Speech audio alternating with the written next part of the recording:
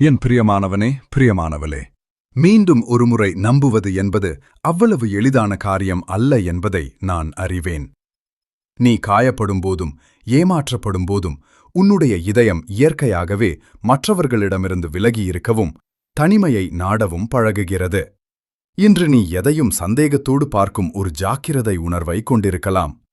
ஆனால் இந்த உண்மையை நீ மறந்துவிடாதே. கண்களை மூடிக்கொண்டு குருட்டுத்தனமாக நம்புவதற்கு அல்ல, மாறாக என்னை ஆழமாக நம்புவதற்கே நான் உன்னை பழக்குகிறேன். எனது வேதம் உனக்குச் சொல்கிறது, உன் சுய புத்தியின் மேல் சாயாமல் உன் முழு இருதயத்தோடும் கர்த்தரில் நம்பிக்கையாயிரு. உன்னுடைய வலிகளை புறக்கணிக்க வேண்டும் என்பது இதன் பொருள் அல்ல.